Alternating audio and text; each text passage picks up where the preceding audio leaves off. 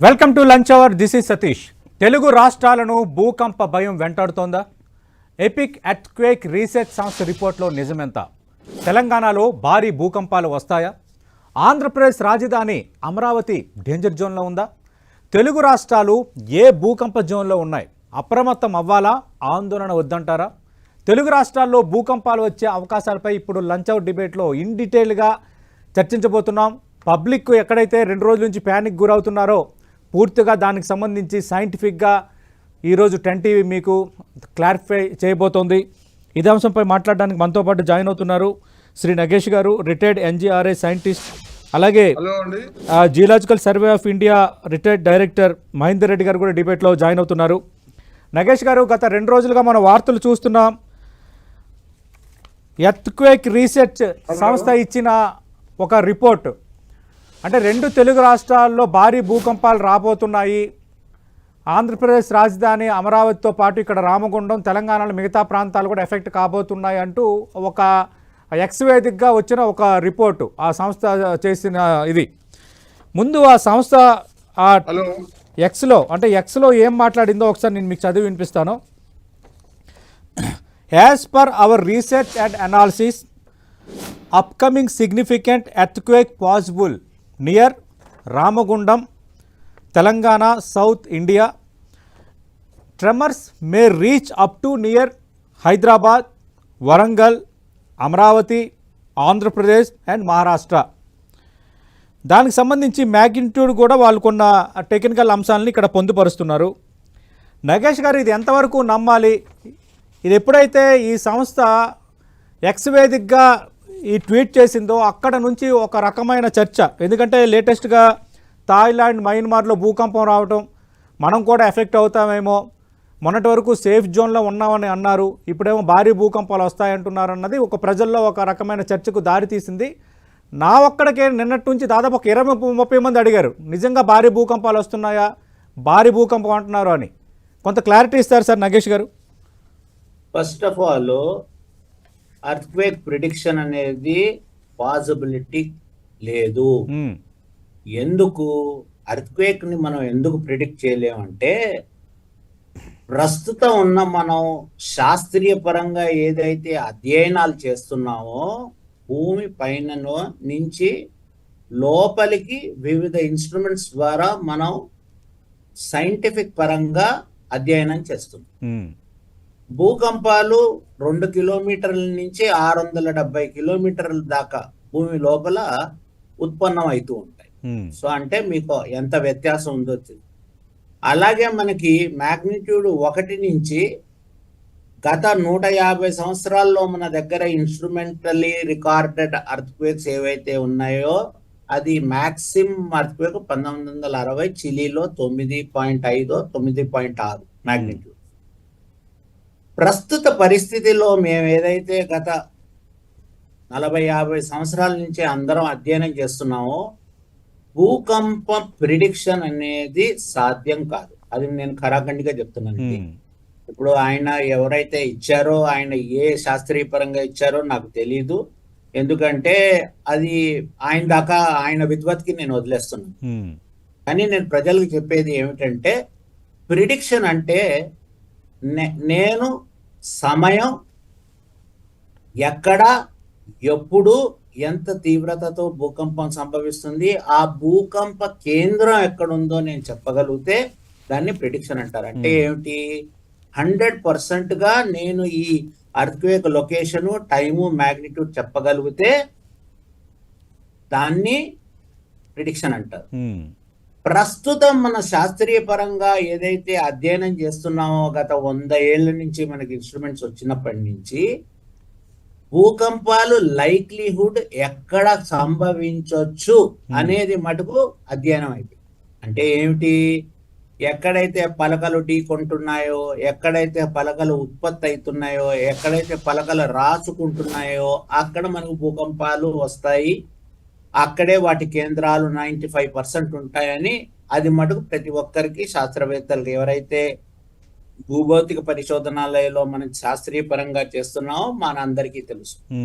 So ప్రస్తుతం ఉన్న forecast prediction మీరు ఏదైతే చదివారో అది ఆమ్, నాకైతే ఏం చెప్పాలో తెలీదు. ఎందుకంటే ఎవరు 7 రోజులు సమయం ఇవ్వరండి ప్రిడిక్షన్ అంటే. నేను చెప్పాను కదా, ఓకే.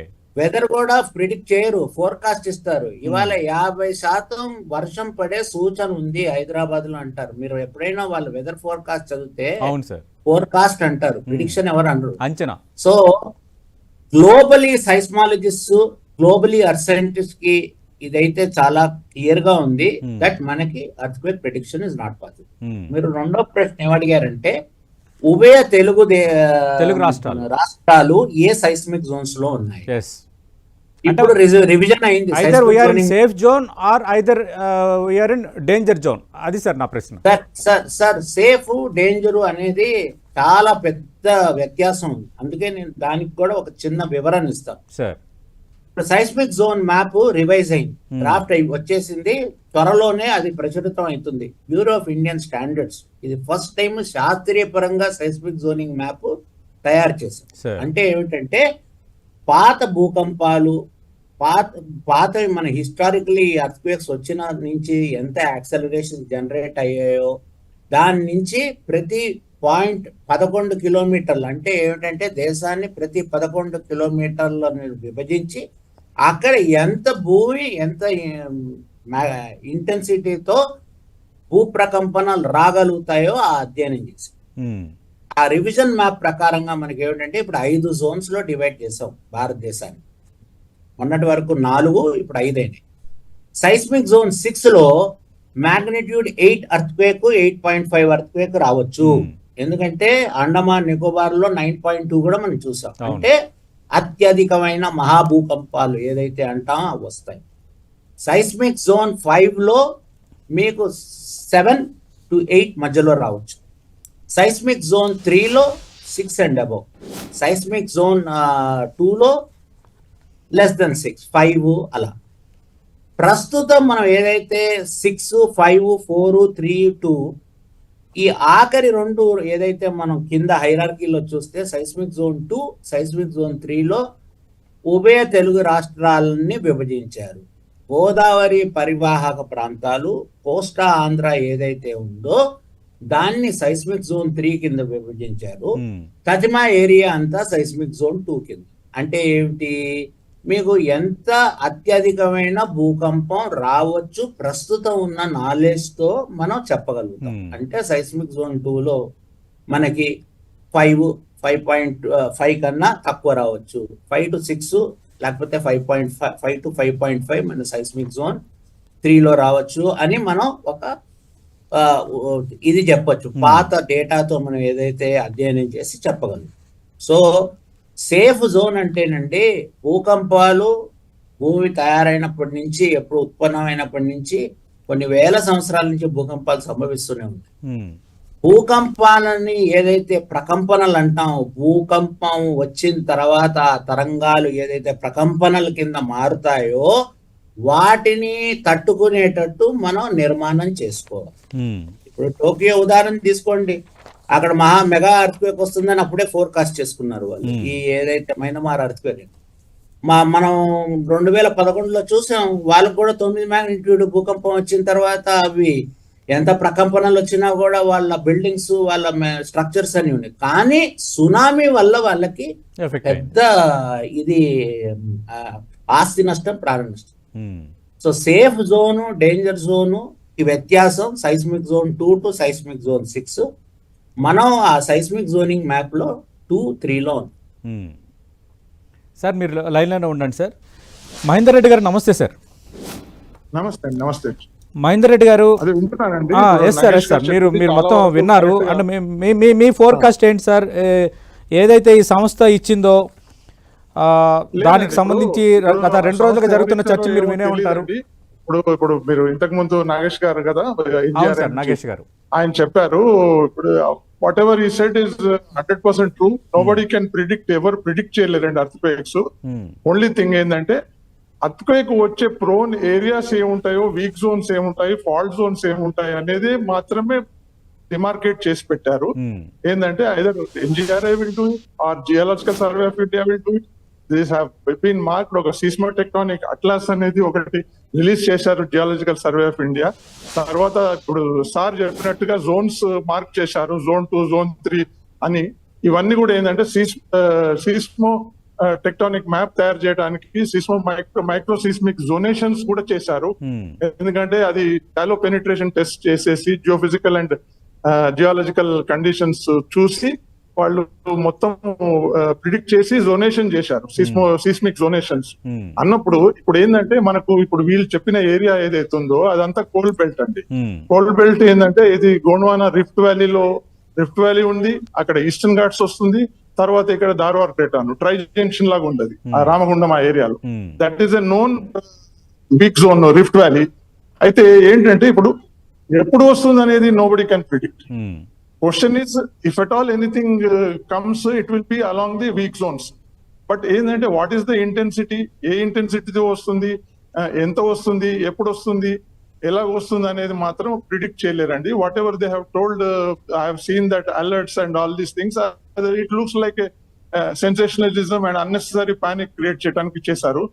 కానీ యాక్చువల్లీ ఏంటంటే ఇప్పుడు మనం చేసే డెవలప్మెంట్ ఏదైతే ఉంటుందో హ్యూమన్ ఇంటర్ఫిరెన్స్ తోని డెవలప్మెంట్ చేసుకుంటూ పోతారు without any thinking. They go on doing like constructing roads, then buildings, then digging, drilling, all this mining activity ఇవన్నీ చేసుకుంటూ పోతారండి. అప్పుడు ఏమవుతుందంటే ఒక బ్రేకింగ్ పాయింట్ వస్తుంది.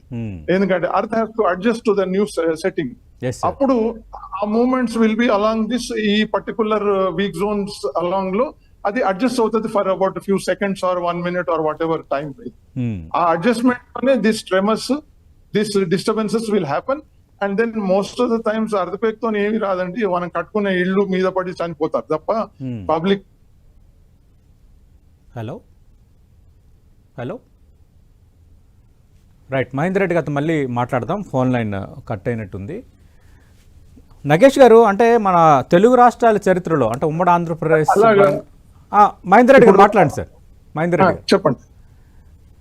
రెడ్డి గారు చెప్పండి సార్.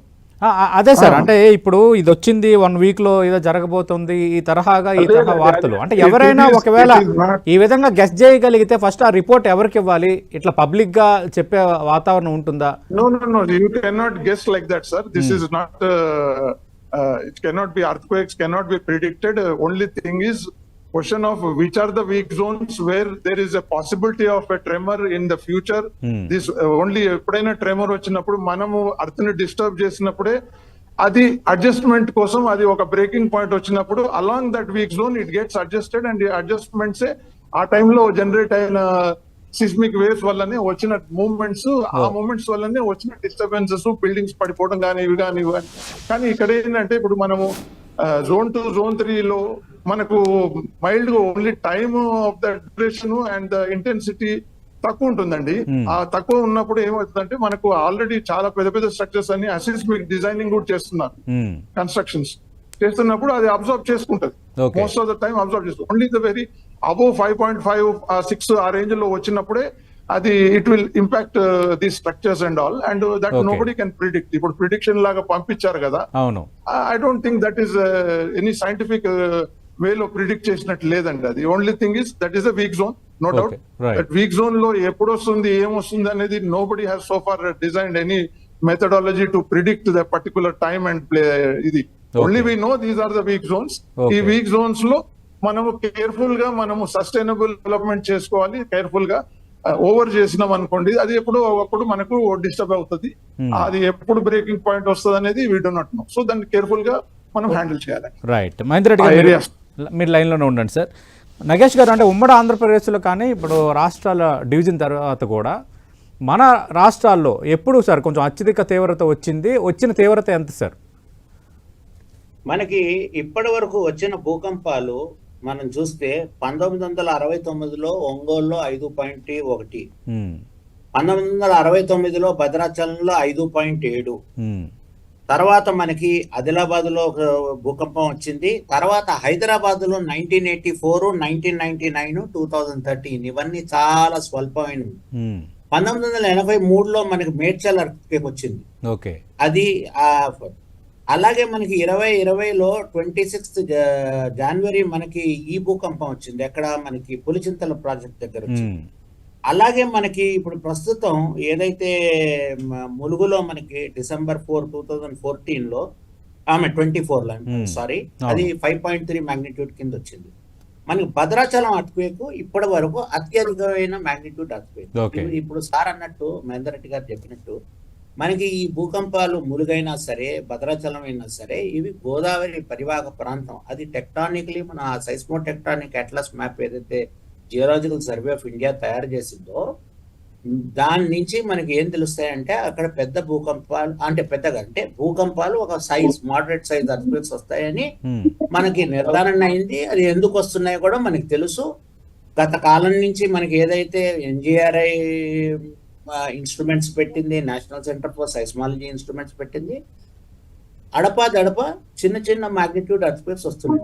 కానీ ఇప్పటి వరకు అత్యధికమైన మాగ్నిట్యూడ్ అర్త్క్వేక్ ఏమిటంటే 1969 భద్రాచలం 5.7. సో ఇది మనం పరిగణనలోకి తీసుకోవాలి. అందుకే దీన్ని సైస్మిక్ జోన్ 2, సైస్మిక్ జోన్ 3 కిందనే క్యారెక్టరైజ్ చేశారు ఉభయ తెలుగు రాష్ట్రం. అంటే నగేష్ గారు అంటే ఇప్పుడు గతంతో పోల్చుకుంటే ఇప్పుడు భారీ నిర్మాణాలు పెరిగాయి, అలాగే ఈ గనుల కోసం కానీ రిసోర్సెస్ కోసం కానీ తవ్వకాలు ఇవన్నీ కూడా భారీగా పెరిగాయి. అది అలాంటివి ఇంపాక్ట్ చూపించవా సార్? భారీ నిర్మాణాలు తర్వాత exploration for resources, it could be minerals, it could be coal, it could be anything, they are separate. Important ఏంటంటే సార్, అర్త్క్వేక్ ప్రాసెస్ అనేది కొన్ని వేల కిలోమీటర్ల లోపల నుంచే వస్తుంది. ఇదేదో పైన మనం ఇది పిన్ ప్రిక్ లాగే అవును. అర్త్క్వేక్స్ టెక్టానిక్ అర్త్క్వేక్స్ కింద మనం పరిగణించవచ్చు. దాని తర్వాత పెద్ద డ్యామ్స్ కట్టినప్పుడు ఆ డ్యామ్ ఒత్తిడి వల్ల కొన్ని చోట్ల, అన్ని చోట్ల కాదు, కొన్ని చోట్ల మనకి భూకంపాలు వస్తాయి. అది ఎప్పుడు అంటే మనకి కొయినాలో 1967లో అలాంటి ఒక 6.3 భూకంపం వచ్చింది. దాని తర్వాత కొయినా వారణాల్లో ఆ డ్యామ్స్ ఏదైతే కట్టారో భూకంపాలు ఇప్పటికీ అక్కడ వస్తూనే ఉంటాయి. అలాగే బాడ్సాలో, అంటే ఇవన్నీ మహారాష్ట్రలో. అలాంటప్పుడు మనకు భూకంపాలు వస్తాయి. మైనింగ్ చేసినప్పుడు మీరు ఏదైతే క్వశ్చన్ అన్నారో, మైనింగ్ అర్త్క్వేక్స్ వస్తాయి. కానీ మన మైనింగ్స్ అంతా చాలా మటుకు ఏదైతే మైనింగ్ యాక్టివిటీ ఉంటుంది, ఇట్స్ అన్ ఓపెన్ కాస్ట్. అంటే ఏమిటంటే సర్ఫేస్ పైన తవ్వి మైనింగ్ చేస్తూ ఉంటారు. లోపలికి వెళ్ళిన కొద్ది టనలింగ్ చేసి అప్పుడప్పుడు రావచ్చు. బట్ అలాంటి యాక్టివిటీ మనం ఇండియాలో ఎక్కువగా ఎక్కడ మనం చూడలేదు. ఎక్సెప్టింగ్ కోలార్ గోల్డ్ ఫీల్డ్ లో ఇప్పుడు ఎక్కడైతే మైనింగ్ కాదో అక్కడ మనకి ఇలాంటి యాక్టివిటీ అడపా రికార్డ్ చేస్తూ ఉంటారు, అంటే కోలార్ గోల్డ్ ఫీల్డ్. కానీ ఇప్పుడు అక్కడ ఏం గోల్డ్ మైనింగ్ కావట్లేదు. సో ప్రస్తుతం మనం మోస్ట్ ఆఫ్ ది అర్త్క్వేక్స్ ఏదైతే ఆంధ్రప్రదేశ్ లో మనం చూస్తున్నామో, తెలంగాణలో చూస్తున్నామో, ఇవన్నీ టెక్టానిక్ అర్త్క్వేక్స్ కింద పరిగణిస్తాం.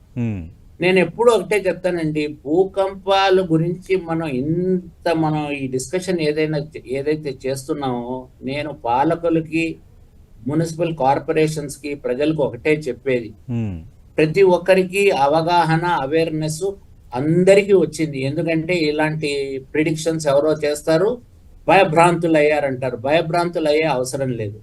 కట్టే బిల్డింగ్, కట్టే వ్యవస్థ ఏదైతే ఉన్నాయో, ఆ వ్యవస్థలు ఉన్నాయో అవి సైస్మిక్ జోనింగ్ ప్రకారంగా అనుగుణంగా మనం కట్టుకుంటే మనం ఈ చర్చ చేసే అవసరమే లేదు. అంటే ఏమిటి, రేపు 5-6 మాగ్నిట్యూడ్ భూకంపం వచ్చినా మనకి ఎక్కడైనా, హైదరాబాద్ అనండి, ఎక్కడైనా అనండి, ఉదాహరణకి నేను చెప్తున్నాను, ఈ బిల్డింగ్స్ తట్టుకుంటే ఆ ప్రకంపనలకి మనం మాట్లాడే అవసరం లేదు. మీరు ఇంకో క్వశ్చన్ అడిగారు, ఇలాంటి predictions national disaster management authority which is under the ministry of home affairs వారికి ఇవ్వాలి. ఈ కెనాట్ ఎవరు మనం you should not go and post something and say earthquake direct గా పబ్లిక్ డొమైన్ లో పెట్టకూడదు. ఎవరు ఏదైనా ఇచ్చినా, ఇప్పుడు సైంటిఫిక్ రీసెర్చ్ లో ఏదైనా ఎవాల్యుయేట్ చేసినా, ఇప్పుడు మేము జిఎస్ఐ నుంచి సార్ ఉన్నారు, మేమున్నా కూడా we will only hand over the reports to the government to take necessary action. ఇక్కడ మనకి తెలంగాణలో స్టేట్ డిజాస్టర్ మేనేజ్మెంట్ అథారిటీ ఉంది, వాళ్ళకి పంపండి, సార్ మా రీసెర్చ్ ప్రకారంగా మాకు భూకంపం ఇలా ప్రిడిక్ట్ చేసామని, let them take action. But మీరు ఓపెన్ ప్రెస్ లో వచ్చి మీరు ట్విట్టర్ లో పెట్టి ఇది అనవసరంగా భయప్రాంతం, రేపు భూకంపం రాలేదనుకోండి 17 రోజుల అది 17వ తారీఖు తర్వాత వారు ఏం ఆన్సర్ ఇస్తారు నాకు ప్రజలకి? I want to ask this. అవును, ఎందుకంటే సార్ ఖచ్చితంగా మీతో పాటు మాలాంటి వాళ్ళని కూడా అడుగుతాం సార్. ఖచ్చితంగా కాదు కదా, as a scientist and as a scientific community మీరు రేపు అనొచ్చు సార్ ఆయన భూకంపం ఆయన ప్రిడిక్ట్ చేశాడు వచ్చింది. నేను ఇవాళ కూర్చొని చెప్తున్నాను సార్, మైనమారులో భూకంపం వచ్చింది కదా, మనకి తెలుసు కదా మనకి ఎంత తీవ్రతతో భూకంపం వచ్చింది తెలుసు.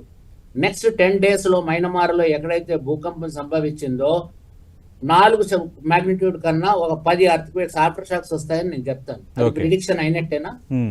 1600 కిలోమీటర్లు సగాయింగ్ ఫాల్ట్ లో ఏదైతే 250 కిలోమీటర్లు ఫాల్ట్ రప్చర్ అయ్యి ఆ భూకంపం సంభవించింది, ఆ 250 కిలోమీటర్లలో 10 భూకంపాలు వస్తాయి ఆఫ్టర్ షాక్స్ అంటే దానికి ఏమైనా మీనింగ్ ఉందా? ప్రిడిక్షన్ కి ఫోర్కాస్ట్ కి చాలా డిఫరెన్స్. సార్ కూడా అన్నారు, నేను కూడా చెప్తున్నాను. Likelihood of earthquake zones we know very accurate. Excepting there are surprising earthquakes like 1993 Kilari. ఎందుకంటే science research is a constant process. అధ్యయనం అనేది మేము కాన్స్టెంట్ గా చేస్తూ ఉంటాం. అవును సార్. సో నా విన్నతి ఏమిటంటే సార్, ఇలాంటి అప్పుడు ఎవరైతే ఇలాంటి రిపోర్ట్స్ ఇస్తారో వారికి దయచేసి మీ అధ్యయనం ప్రకారంగా ఉన్న me as democratic country please give it to the government officials. Let them take action. Absolutely. But let it not come in and open source కింద మనం క్రియేట్ చేసి పానిక్ చేసే అవసరం. మీకే కాదు, నన్ను కూడా మొన్న రాత్రి నుంచి ప్రతి ఒక్కరు సార్ ఒక బయట ఇవ్వండి సార్, ఈ భూకంపం ఇవ్వండి సార్, ఏంటి ములుగులో వచ్చింది సార్, నేను నెక్స్ట్ 2 minutes లో ప్రిడిక్ట్ చేస్తాను ఒక ఎర్త్క్వేక్ వస్తుంది. ఏం చేస్తాను సార్? మన అందరం 45వ అంతస్తులో ఉంటాం, మనం ఏం చేయగలుగుతాం చెప్పండి? Excepting taking precautions. So prediction చేసేటప్పుడు what are the likelihood of the events which are going to manifest అది కూడా చెప్పాలి. అవును. సో అది my only request is sir, right, whoever does it please give it to the government authority. Let the government take action. Right. Mahender Reddy గారు, ఇంకా ఎలాంటి precautions తీసుకోవాలి? ఎప్పుడైనా ఎంత తీవ్రత ఉంటే ఆస్తి నష్టం కానీ ప్రాణ నష్టం కానీ సంభవిస్తుంది? తీవ్రత ఎప్పుడైనా కూడా అండి, తీవ్రత ఎక్కువ రావటము వల్ల 5.56 వచ్చింది అనుకోండి, అది కూడా ఏంటంటే ఆ duration also is very important. తర్వాత దాని ఫోకస్ ఎంత షాలో ఉంది, ఎక్కడ ఉంది, so many factors are involved అండి. సార్ చెప్పారు కదా ఇంతకు ముందు, మొత్తం అన్ని ఏంటంటే రొటేషన్ చేసాము, సీస్మోటెక్నిక్ ని అట్లస్ ఉంది, దాంట్లో ఏ ఏరియాలో ఏ జోన్ లో ఉందనేది కూడా ప్రిడిక్ట్ చేసి పెట్టారు. అన్ని ఉన్నాయి, వీక్ జోన్స్ ఎక్కడ ఉన్నాయి, ఫాల్ట్ జోన్స్ ఎక్కడ ఉన్నాయి, which are the weak zones, where there is likelihood of any disturbance. But question is, it all depends on human interference and when it will come, and this sort of predictions like ఇప్పుడు వస్తుంది అది అవుతుంది ఇది అవుతుంది అనేది, this is not correct అండి. Scientifically ఏంటంటే whenever the earth gets adjusted to the new settings, situations, then whatever it adjusts is along these weak zones లోనే అడ్జస్ట్ అవుతుంది. ఆ అడ్జస్ట్మెంట్ ఆ మూమెంట్స్ అవుతాయి, అర్త్ మూమెంట్స్. మూమెంట్స్ లో వచ్చిన వాటి వల్లనే మనకు ఫౌండేషన్ షేక్ కావడం కానీ, ఇవి కావడం కానీ, పడిపోవడం కానీ, ఇవన్నీ జరుగుతాయి. అయితే ఇలాంటి ఏరియాస్ లో ఏంటంటే మనము లైట్ రూఫింగ్ మెటీరియల్ తోని, అసిస్మిక్ డిజైనింగ్ తోని ఇవన్నీ చేసుకోవాలండి. When the known areas are there. ఇప్పుడు ఏంటంటే మనకు అక్కడ కూడా అలాంటి ఏరియాస్ లో కూడా మనము ఆర్సీసీ వేసుకొని హై రైజ్ బిల్డింగ్స్ కట్టుకుంటాం అంటే దాని అన్నట్టుగా R&B అండ్ మున్సిపల్ అడ్మినిస్ట్రేషన్ వీళ్ళు మరి ఈ తరహాగా చెప్తున్నారో లేదో, ఈ రూల్స్ పరంగా బిల్డింగ్స్ కడుతున్నారో లేదో అనేది ఇంట్రెస్టింగ్. దాన్ని డెవలప్మెంట్ చేయాలి. రైట్. దాన్ని అలాంటి ఏరియాలో వల్నరబుల్ ఏరియాస్ ఉంటాయి కొన్ని. ఇప్పుడు మనం చెప్పినట్టు వీక్ జోన్స్ ఇవన్నీ ఇప్పుడు ఏంటంటే ట్రై జంక్షన్స్, అది ఏమంటారు రిఫ్ట్ వ్యాలీ, తర్వాత అక్కడ ఈస్టర్న్ ఘాట్స్, మొబైల్ బెల్ట్ ఉంది, ఇక్కడ ధార్వాడ్ క్రేటాన్ ఉంది. ఇవన్నిట్లో ఏంటంటే there are vulnerable zones, but when it will come అనేది nobody will tell. And how we are interacting, మనకు దాని గురించి తెలిసినప్పుడు ఏంటంటే దాని ప్రకారంగా మనము డెవలప్మెంట్ చేసుకోవాలండి, దాన్ని దృష్టిలో పెట్టుకొని. అప్పుడు ఆ దృష్టిలో పెట్టుకొని చేసుకొని తర్వాత ఎంత వీలైతే అంత లైట్ రూఫ్ మెటీరియల్ తోని, ఇప్పుడు జపాన్ అక్కడ రెగ్యులర్ గా వస్తుంటాయండి, వస్తున్నప్పుడు వాళ్ళు light roofing material, light material తో కట్టుకుంటారు, అసిస్మికల్లీ డిజైన్ చేసుకుంటారు. అవి పడిపోయి చేసినా కూడా నష్టం ఎక్కువ కాదు. ఎట్ ద సేమ్ టైం ఎవరికి పెద్ద పెద్ద డెత్ అవ్వడం కానీ ఏదో చిన్న చిన్న ఇంజురీస్ తో బయటపడతారు. Okay. So that's why we have to take care of Yes, sir. These things. ఇప్పుడు once we know Yes, sir. ఈ పర్టికులర్ జోన్ లో ఈ వీక్ జోన్ ఉంది అన్నప్పుడు scientifically Thank the you. Development also should be accordingly to the advise of the scientist. Yes sir. Thank you Mahender Reddy garu, thank you Nagesh గారు, చాలా clarity ఇచ్చారు. పబ్లిక్లో ఉన్న అనుమానాలు భయాల్ని పటాపంచలు చేసేటట్టుగా మాట్లాడినందుకు మీ ఇద్దరికి 10TV తరపున స్పెషల్ థ్యాంక్స్ సార్. భూకంపం వస్తుందని ఎవరు అంచనా వేయలేము. ఒకవేళ ఈ తరహాగా మనకి రీసెర్చ్ చేసిన ఒక రిపోర్ట్ ఉన్నా దాన్ని డైరెక్ట్గా ప్రభుత్వాలకు అందజేయాలి, కానీ అసలు పబ్లిక్ డొమైన్లో పెట్టడం ఏంటన్న అంశాన్ని శాస్త్రవేత్తలు ప్రశ్నిస్తున్నారు. నేను అటు 10TV పరంగా కానీ ఇప్పుడు నగేష్ గారు అలాగే మహేందర్ రెడ్డి గారు కూడా భరోసా ఇస్తున్నారు, ఎలాంటి భూకంపాలు రావు, వచ్చినా కూడా 2 తెలుగు రాష్ట్రాలు జోన్ 2 జోన్ 3లో ఉన్నాయి కాబట్టి ఎలాంటి భయం పడాల్సిన అవసరం లేదు, ఎవరు ఆందోళన చెందాల్సిన అవసరం లేదు, అనవసరంగా భయాలు పెట్టుకోవద్దని భరోసా ఇస్తున్నారు. ఇది భూకంపం రాబోతుందన్న వార్తలపై 10TV ఇన్ డీటెయిల్డ్ డిబేట్.